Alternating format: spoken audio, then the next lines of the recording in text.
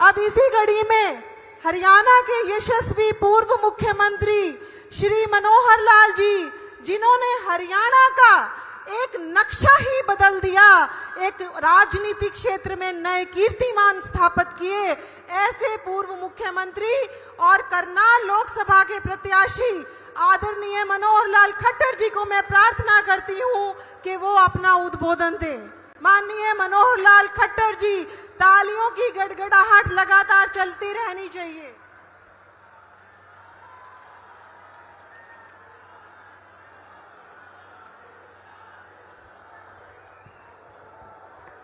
बोलो भारत माता के, भारत माता के। मंच पर विराजमान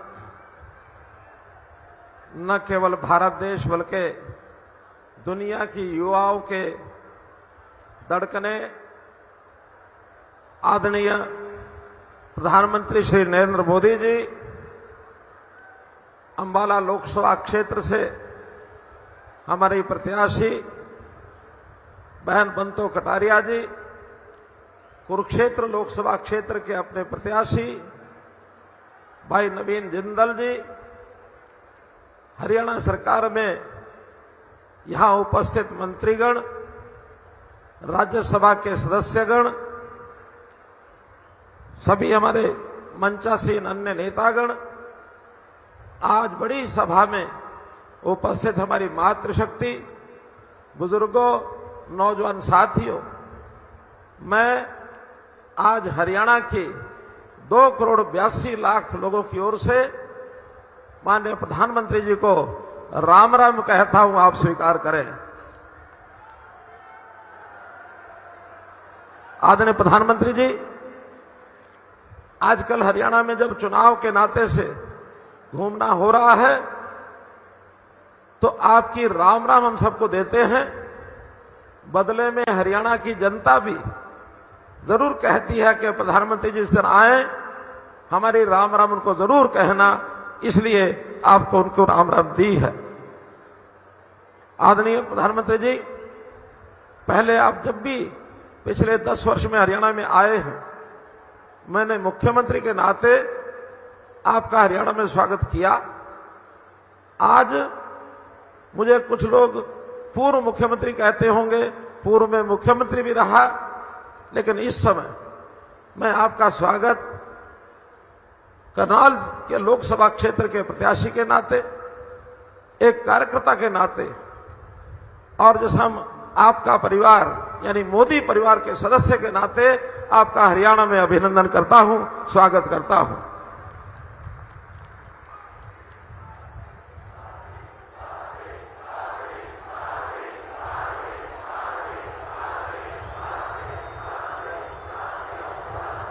कहने को तो ये देश में लोकसभा का चुनाव है, लेकिन जैसा हम जानते हैं चुनाव के साथ साथ 2047 तक अपना देश किस प्रकार से विकसित बने, उस ओर हरियाणा के लोग हमेशा तत्पर हैं, और इस चुनाव में हरियाणा के लोग आपके साथ कंधे से कंधा मिलाकर खड़े हैं। लोगों को जब आपका नाम आता है तो इतना उत्साह और उमंग उठता है, ऐसा मानते हैं जैसे मोदी जी स्वयं उनके बीच में आकर खड़े हो गए हैं। दुनिया आपकी तारीफ कर रही है, भारत की जनता आपकी तारीफ कर रही है, लेकिन न जाने ये कांग्रेस के लोग आपकी आलोचना लगातार करते हैं, कुछ ना कुछ उल्टा सीधा बोलते हैं। इस प्रश्न का उत्तर मुझे गांव में जाने के बाद मिला। आदरणीय मोदी जी, जब गांव में कोई कांग्रेस का व्यक्ति किसी गरीब घर में जाता है तो वहां गरीब घर के बाहर दरवाजे पर लिखा होता है प्रधानमंत्री आवास योजना। व्यक्ति पढ़ता है, उसको लगता है कि मुझे अंदर जाकर के अपना प्रचार करना है। जैसे वो अंदर जाता है तो स्वाभाविक है उस व्यक्ति को घर का वह गरीब व्यक्ति उसको बैठाता है, पानी पूछता है। जब पानी लेके आता था तो उसको आभास होता है कि नल से जल के माध्यम से जो पानी दिया गया है वो मोदी जी के द्वारा दिया गया है। जब वो छत की ओर देखता है तो जब पंखा चल रहा होता है और बल्ब लगा होता है, उस समय फिर से वो परिवार का व्यक्ति याद कराता है कि मोदी जी ने दिया है। और जब वो व्यक्ति चाय पूछता है तो चाय से इतनी चिढ़ है कांग्रेसी आदमी को कि उसकी भ्रुकुटें तन जाती हैं। और जो व्यक्ति देखता है कि कोई बीमार एक आदमी घर में, उसका हालचाल पूछ लो, वो बीमार व्यक्ति कहता है कि मेरा इलाज अस्पताल में हुआ, कोई पैसा नहीं लगा और ये मोदी जी का जो आयुष्मान कार्ड है उसका लाभ मुझे हुआ है। आखिर वो कांग्रेस से परेशान हो जाता है। परेशान हो जाता है तो जब जाने लगता है तो बड़ी विनम्रता से वो गरीब भाई बाहर जाते हुए उस व्यक्ति को हाथ जोड़ करके कहता है, राम राम भाई साहब। अब जब राम राम कहता है तो फिर से उस आदमी को ध्यान में आता है कि मैं तो अपने खाली हाथ लौट रहा हूं, ये तो मोदी का आदमी है। तो इस प्रकार से ये कांग्रेस से लोग परेशान हो जाते हैं। इनके परेशानी के कारण बहुत है। दुनिया में आपने करके दिखाया। इस देश की ऐसी बड़ी बड़ी समस्याएं जिनको चुटकियों में हल किया, चाहे वो 370 हो, चाहे राम जन्मभूमि मंदिर का मुद्दा 500 साल पुराना हो, वो सब हल हुए। न केवल देश के लोग आपको शक्तिशाली मानते हैं बल्कि दुनिया के सब बड़े नेता उनके यहाँ की समस्याओं को हल करने में भी आपसे परामर्श करते हैं, आपसे सहयोग मांगते हैं।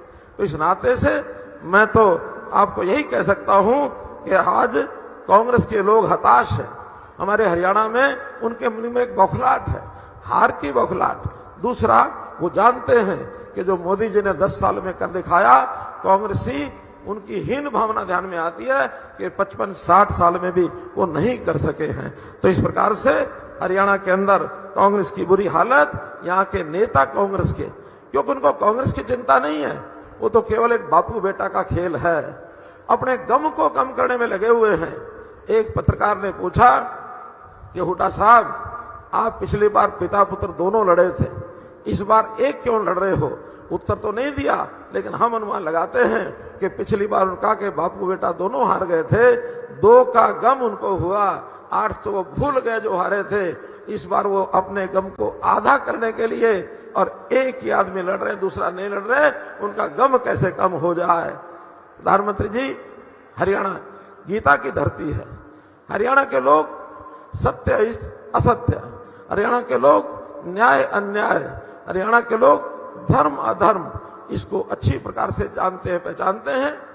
यहाँ के लोगों ने तय किया है कि जैसे भगवान कृष्ण ने महाभारत में एक दिशा दिखाई थी, वैसे आप हरियाणा की जनता को जो दिशा दिखा रहे हैं, मैं निश्चित रूप से आपको कहता हूं कि आने वाली 25 मई को हरियाणा का जनता एक एक लोकसभा के सांसद को जिता करके 10 के 10 लोगों को आपके साथ कंधा से कंधा मिला करके खड़ा करने में, देश की इस प्रगति में आपका सहयोग करेगा।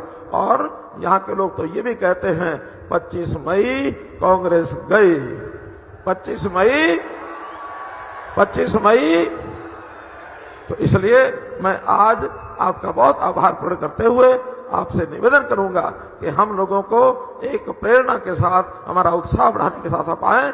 निश्चित रूप से इस सप्ताह में हम लोग आगे बढ़ते हुए 25 मई के इस मतदान में ज्यादा से ज्यादा भारतीय जनता पार्टी के मत डाल करके 10 लोकसभा के और 1 विधानसभा, जहां हमारे मुख्यमंत्री करनाल विधानसभा में चुनाव लड़ रहे हैं, 4 जून को 11 कमल के फूल खिला करके जरूर आपको समर्पित करेंगे। बहुत बहुत धन्यवाद, बहुत बहुत आभार।